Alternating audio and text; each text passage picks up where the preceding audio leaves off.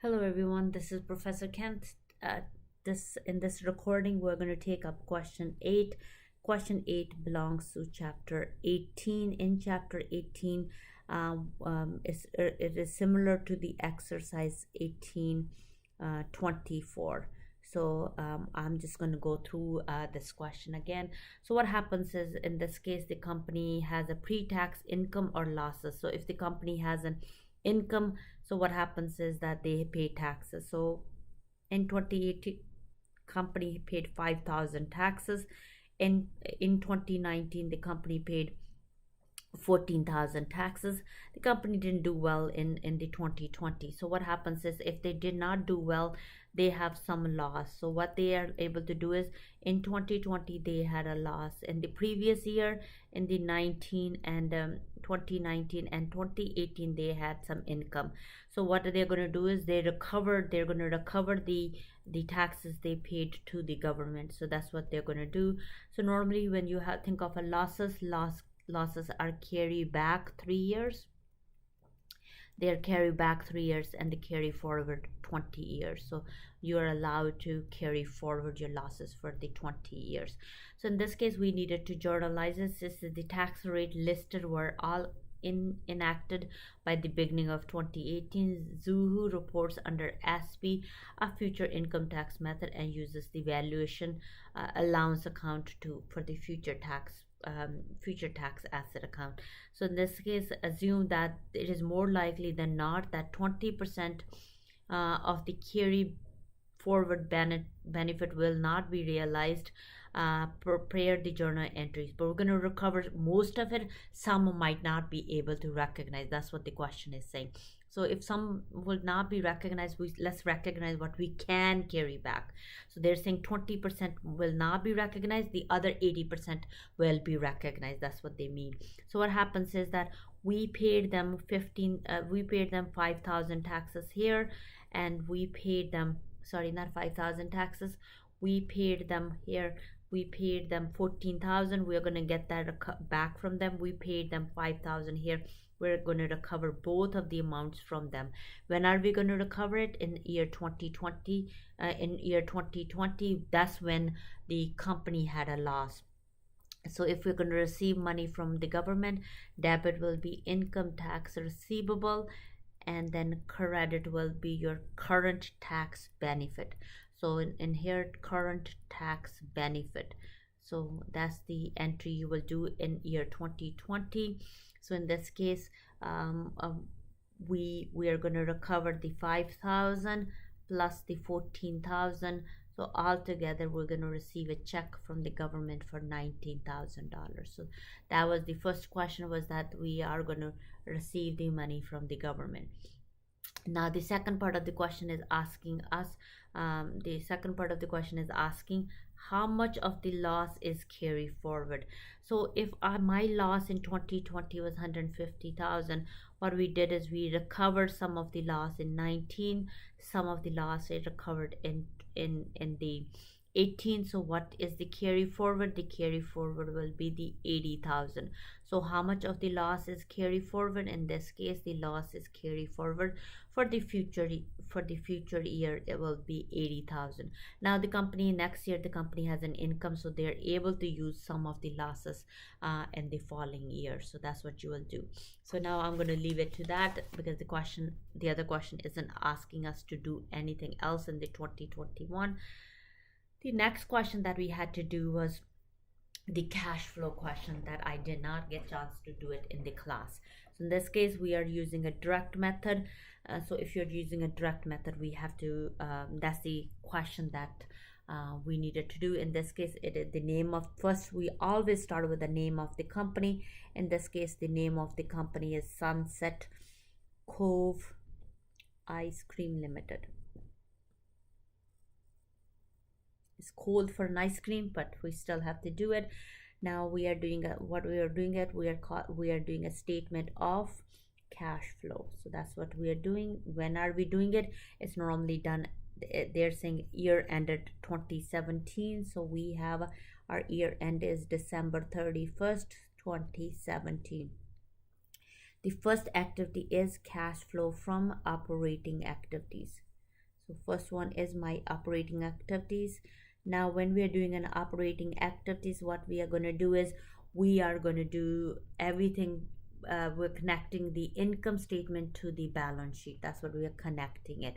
So when you're doing it, the first one is you're connecting the accounts receivable. What are you connecting it to?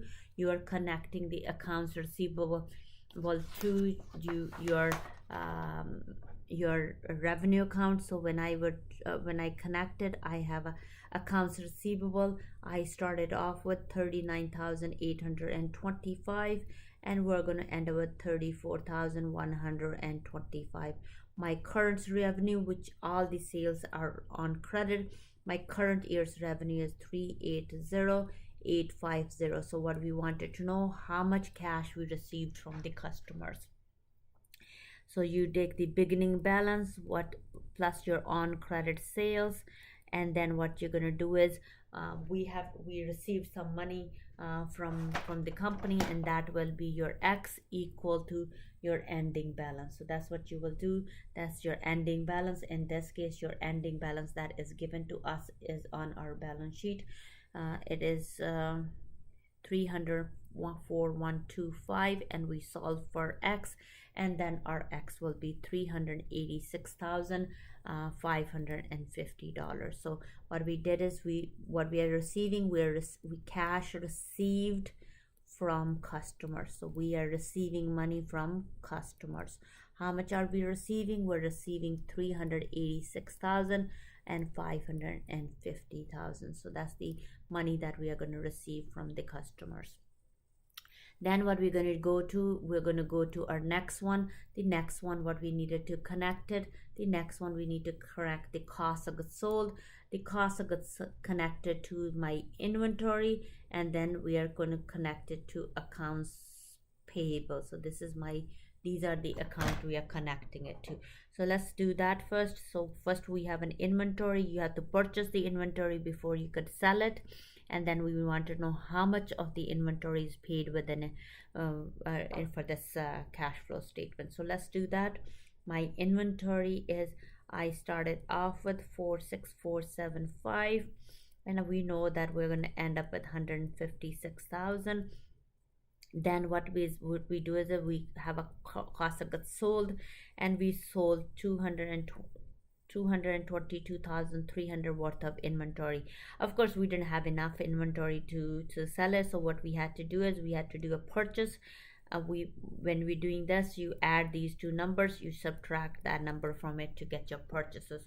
Or what you could do is your beginning inventory plus what your purchases are minus what you cost of goods sold equal to your ending inventory. So ending inventory, so my ending inventory is 156,000. My beginning inventory is 146,475. We don't know how much we purchased, that's what we're working it out. And we know that my cost of goods sold is 222,000 and 300. My X will be 231825. So that will be my purchases. So this was my X that we were looking for, and we finally found that, and that is the number that we're looking for is 231,825. Then we go to my accounts payable. We have an accounts payable, we have a beginning balance, and we have is ending balance. So then we have a beginning balance and we have an ending balance. What we did is we purchased everything. Merchandise were purchased on credit, and then everything that in accounts payable relates to my merchandise. So in this case, our purchases that we calculated were here. So what we're going to do is 231,825, and what we wanted to know, what we cash that we paid for the inventory, cash paid for inventory to the supplier. Inventory to supplier.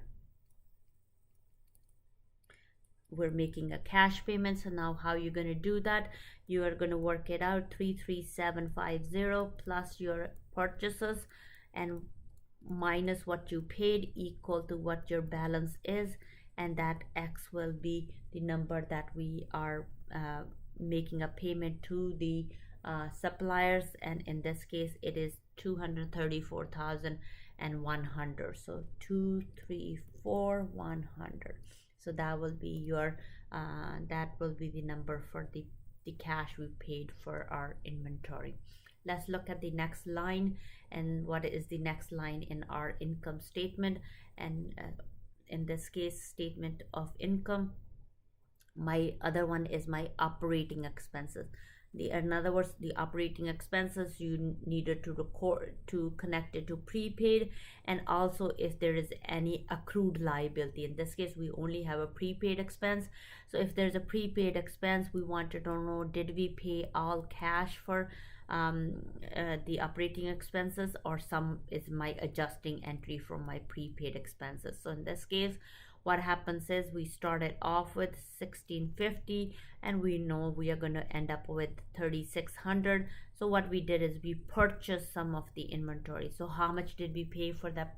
Not inventory, but we paid for some of the inventory. In this case, the if I add both, if I take it away from it, that means I paid for my prepaid expenses 1950. So the difference between the both will be what we paid extra for my prepaid expenses. So my operating expenses, so whatever my operating expenses that we got from our income statement, that was 134,850.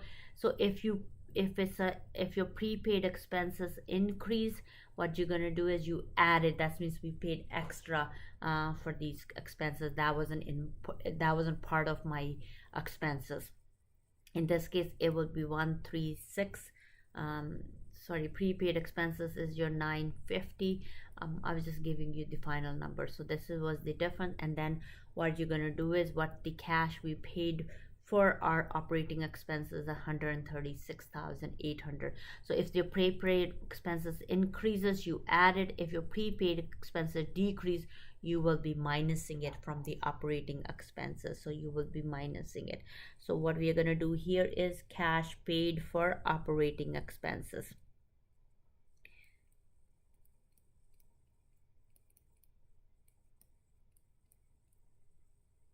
And in this case, it will be your 136,800. So that's what the cash we paid for the operating expenses. So now what we needed to do is we needed to kind of go through all the other activities. Now if you look at it, we're done with our loss, we're done with our income statement, and this is our non-cash item. So if it's a non-cash items, we don't need to deal with any other non-cash items. Now what we're doing is we're going to total it up and see what did we get. Do we have an inflow or outflow, cash increase or decrease in our operating activities? So we're going to say cash increase, or it's not cash, sorry, net increase or decrease in net increase / decrease in operating activities.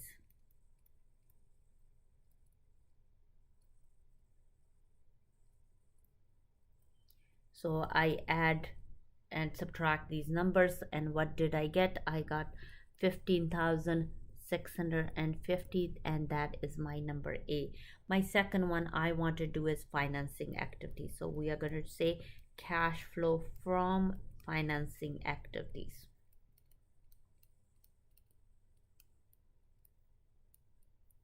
Financing is who's giving us money.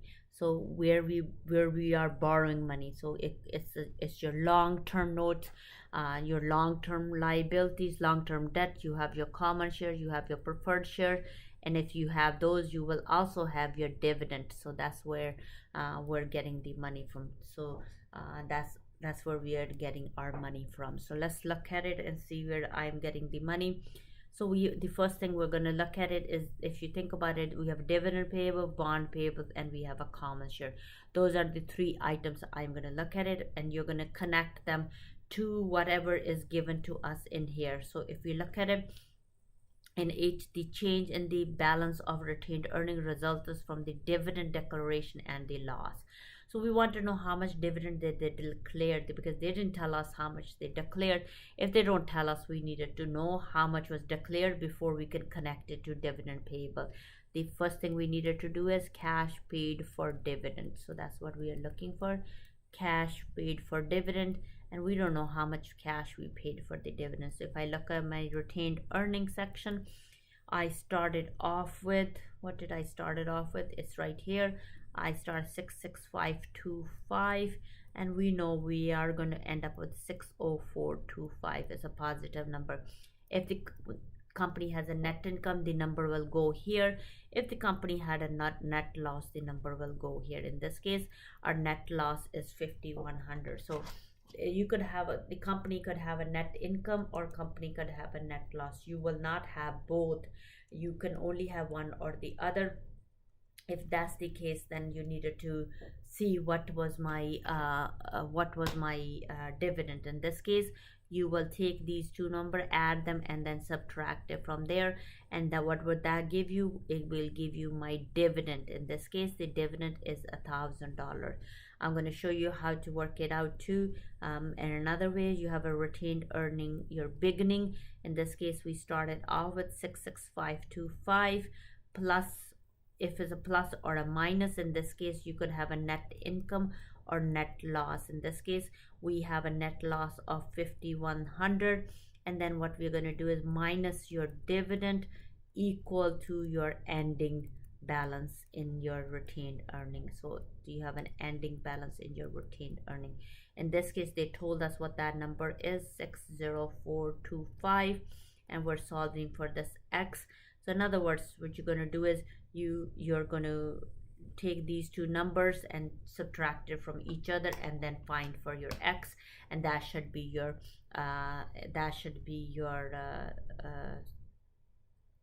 1000. So if I were to do that, I was just looking, I was trying to do it in my brain, but I don't think I could do it today.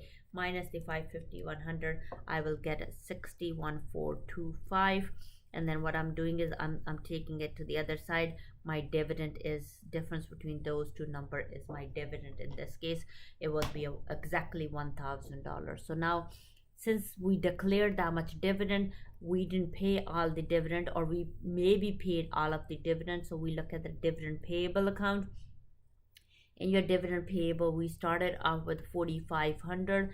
We end up with a zero. My current year's dividend was $1,000. That means we paid $5,500 for the dividend. So this is how you got the $5,500 for the dividends. Let's go forward to our next part, where we are going to do, what we're going to do is bonds payable. In this case, the bond payable, what happened to your bond payable? It increased. If it increased, that means we issued actually it decreased. So sorry, I didn't see it. So in this case, your bond payable, it decreased. That means we paid. So cash paid, or we cash paid to retire the bond. So cash paid to retire the bond. How much cash did we pay? The difference between the both, 27,500. We paid the cash for it. Now the next part we are looking at is the common shares. Your common shares increases. If common share increase, that means we issued common shares. So if you issue a money is coming in, how much money is coming in? Difference between those two numbers is the cash that we received from our common shareholder. If we received a cash, money is coming in. And then once we do that, we have a net increase or a decrease in financing activity. So we're net increase or decrease in my financing activities. So I add and subtract. What do I get? I got a number which is your $7,000, and that's your B. So that is my B part. Now going forward, we have one more activity to do, cash flow from investing. So where we are investing in where are we? Normally it's a long-term assets. We could be buying it, or we could be selling it. So if you're buying it, money is going out. If you're selling it, money is coming in. Now in this case, they said equipment costing 21,300 was sold for cash, and they also purchased it. They didn't tell us how much we sold it. They said we sold it. So now then you'd have to look at it, the cost, the accumulated depreciation, the net book value, and we know that we sold it for cash. We could have a gain or we could have a loss. And let's look at the accounts. In this case, what happens is that we have a our equipment account, and we have accumulator depreciation account. So we needed to look at these two accounts. So when you have an equipment account, we started off with 146,700, and we know we are going to end up with 135,825. Those numbers are given to us in the question right here. And then with the accumulator depreciation, we started off with 47,550, and we're going to end up with 61,950. 61,950. My current year's depreciation will go here. My current year's depreciation, anything you sell, you have to get rid of your accumulator depreciation on that. The question told us what the depreciation was, so we could figure out what was the accumulator depreciation on the asset that we sold. So in the case, depreciation was 25,500. So that was my depreciation, 25,500. So what we are looking for is my X number. In this case, 47,550. You add the 25,500 and you take away your 61,950. It will give you an accumulator depreciation that on the asset that we sold. And again, you add these two numbers from the total. You deduct this number to get the accumulator depreciation that we have on the asset that we sold. So that will be 11,100. And then they also told us the cost of the equipment that we sold was 21,375, and this will also go in here. So anything you sell, it will go in here. Anything you purchase will go to the left side. Now what else is given to us in the question? They said we have a loss on a disposal. So in this case, our loss is 33,000. So in other words, what is the net book value of our asset? 21,375 was the cost, and minus the 11,100, and that'll give me 10,275. We have a loss because we didn't sell it.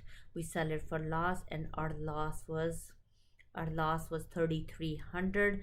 So this is the loss, which is 3,300. So the cash that we received for this that we received from this equipment will be 3,300, and will be 6,975. So that's what the cash we will receive, 6,975. So that's the cash we'll receive. So then what are we going to look at it? Sold equipment, or you can say proceeds from equipment. They both are saying same thing, 6,975. Then what we needed to know is if we sold it, we also wanted to know, did we also purchased it? So now if we also purchased it, let's look at it. How much was my purchases? Now in order to find out your purchases, this is my X. So in this case, you add these two numbers, subtract it from there to get your purchases. So let's look at our purchases. 135,825 plus the 21,375 minus the 146,700, and then the number that we get was 10,500. So you can always double check if your numbers are correct. So in these cases, these two numbers, you add them, whatever the total, you minus it from there to get your purchases that you purchased, the cash you paid for the equipment, cash paid for equipment, or you can say purchase a new equipment. In this case, it's 10,500, and then we are done with everything. So what we have is we have a net increase or a decrease in net increase or a decrease in investing activities. Activities, in this case, it will be the difference between those two. It'll be 3525, and it is a negative, and this is a C. My third thing, the next part of is net increase or decrease in cash. Net increase or a decrease in cash. And for that, what we're going to do is we're going to add our A B, and C. So we are going to add three numbers.